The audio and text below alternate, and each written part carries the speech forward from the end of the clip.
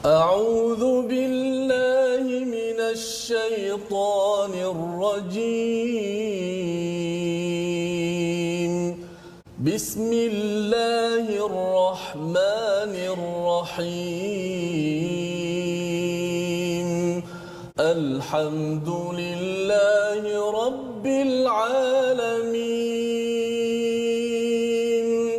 الرحمن الرحيم. مالك يوم الدين. إياك نعبد وإياك نستعين. اهدنا الصراط المستقيم.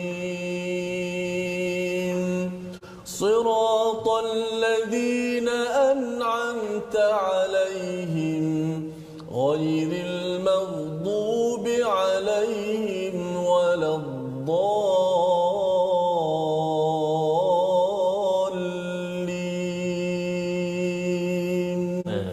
آمين. اللهم ارحمنا بالقرآن واجعله لنا إماما ونورا وهدى ورحمة. اللهم ذكرنا منه ما نسينا وعلمنا منه ما جهلنا وارزقنا تلاوته آناء الليل وأطراف النهار على الوجه الذي يرضيك عنا واجعله لنا حجة يا رب العالمين. Dengan doa kita, subhanakala ilma lana illa ma 'allamtana innaka antal alimul hakim. Maha sucimu ya Allah, tidak ada ilmu kecuali yang Engkau ajarkan kepada kami. Sesungguhnya Engkau yang Maha mengetahui, yang Maha bijaksana. Rabbi zidni ilma, ya Tuhan kami, tambahkanlah ilmu untuk kami. Allahu akbar. Allahu akbar. Mungkin kita boleh lihat dahulu sinopsis yang insya-Allah akan tertera di skrin tuan-tuan. Pertama sekali, kumpulan ayat yang pertama adalah ilmu Allah Subhanahu wa taala meliputi semua makhluk. Dan kumpulan ayat yang kedua daripada ayat yang ke-8 sehinggalah ayat yang ke-10, penjelasan tentang rencana orang Yahudi dan adab serta etika berbisik-bisik. Kemudian kumpulan ayat yang ketiga pula membincangkan tentang adab dan etika menghadiri majlis dalam Islam, iaitu ayat yang ke-11. Allahumma arhamna bil Qur'an. A'udzu billahi minasyaitonir rajim. Alam tara anna Allah ya'lamu ma fis samawati wa ma fil ard.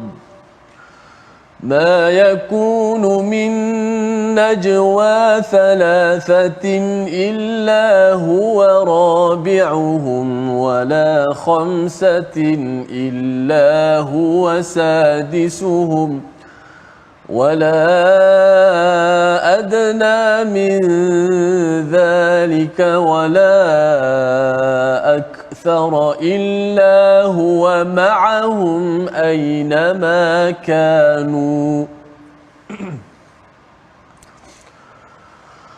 ثم ينبئهم بما عملوا يوم القيامة إن الله بكل شيء عليم. ألم تر إلى الذين نهوا عن النجوى ثم يعودون لما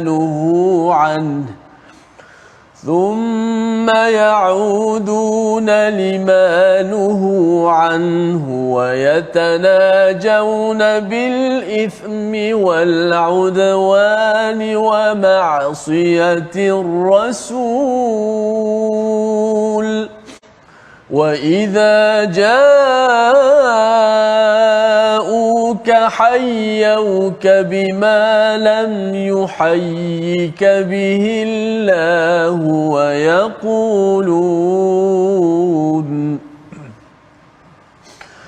ويقولون في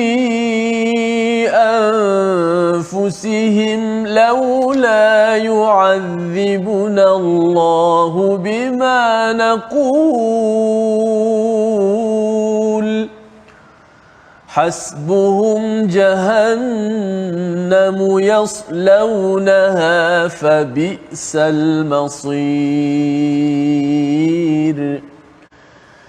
يا أيها الذين آمنوا إذا تناجيتم فلا تتناجوا بالإثم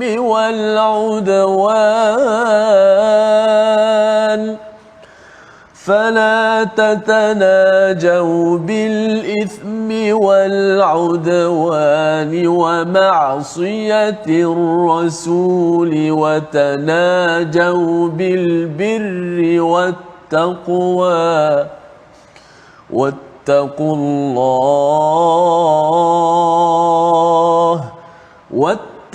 الله الذي إليه تحشرون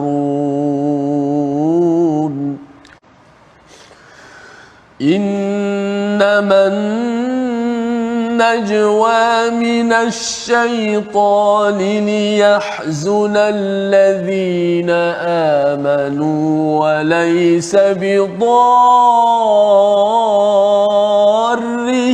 شيئا إلا بإذن الله وعلى الله فليتوكل المؤمنون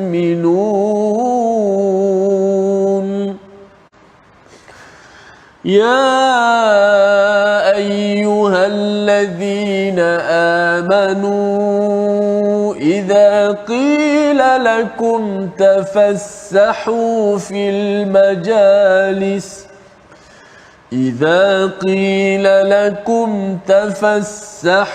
في المجالس فافسحوا يفسح الله لكم وإذا قيل انشزوا فانشزوا يرفع الله الذين آمنوا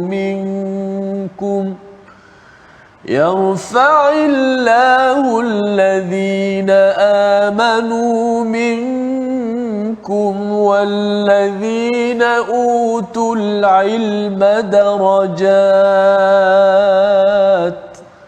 والله بما تعملون خبير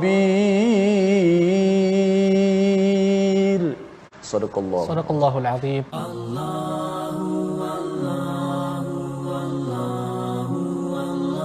Jadi kita lihat terlebih dahulu resolusi ataupun tindakan yang kita boleh belajar pada hari ini, tuan-tuan.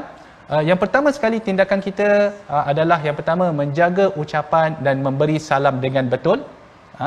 Yang kedua adalah berbisik-bisik mengajak dan menyuruh manusia berbuat kebaikan bukan kejahatan.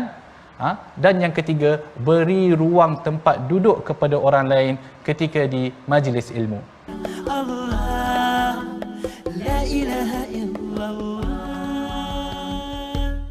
Marilah kita lihat perkataan pilihan kita pada hari ini. Tuan-tuan boleh fokus pada skrin. Perkataan pilihan kita adalah pada ayat yang ke-11, iaitu nasyaza. Yang kalau di dalam ayat yang ke-11 tu disebutkan wa idza qilan syuzu. Di sini kalau siapa yang belajar bahasa Arab, nasyaza ni fi'il madhilah, past tense. Adapun wa idza qilan syuzu tu adalah fi'il amr, maksud dia suruhan. Nasyaza di sini bermaksud bangun dan bangkit, dan ia 5 kali disebutkan dalam Al-Quran, dan kita akan bincangkan ayat ini merujuk kepada apa. Astaghfirullah innallah kana tawwaba. Kita belajar sedikit tajwid pada ayat yang yang ada perkataan bahasa Arab tadi.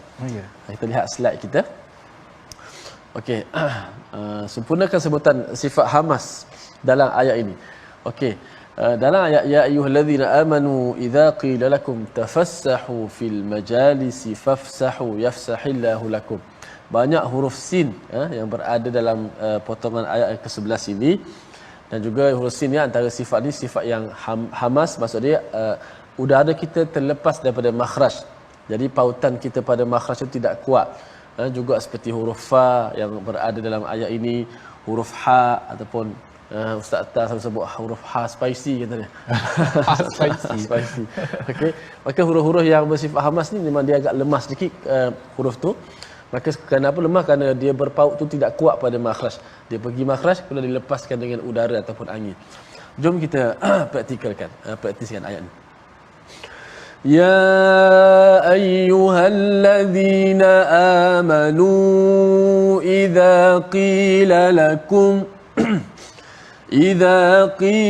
lakum tafassahu fil majalisi fafsahu yafsahillahu lakum.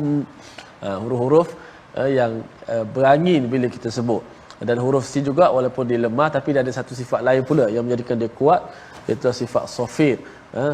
Bunyi itu walaupun dia lemah tapi desiran tu tetap dia bunyi kuat. Kenapa? Kerana dia ada satu sifat tambahan di situ, sifat sofir yang keluar daripada makhraj tu, hemburan suara seperti suara katalah kita tajwid sebut seperti suara binatang bunyi. Sebab tu kalau kita masuk dalam masjid, walaupun solat itu dilakukan secara sir, tapi kalau jemaah baca bismillah, dengar betul bunyi satu masjid bunyi itu desiran suara sifat huruf. Betul. Maksud dia mereka menghayati dia punya sifat huruf tu ya. Masya-Allah. Masya-Allah. Wallahu a'lam. Allahumma arhamna bil Quran waj'alhu lana imaman wa nuran wa hudan wa rahmah. Allahumma dhakkirna minhu ma nusina wa 'allimna minhu ma jahilna warzuqna tilawatahu ana al-laili wa atrafan nahar waj'alhu lana hujjatan ya rabbal alamin.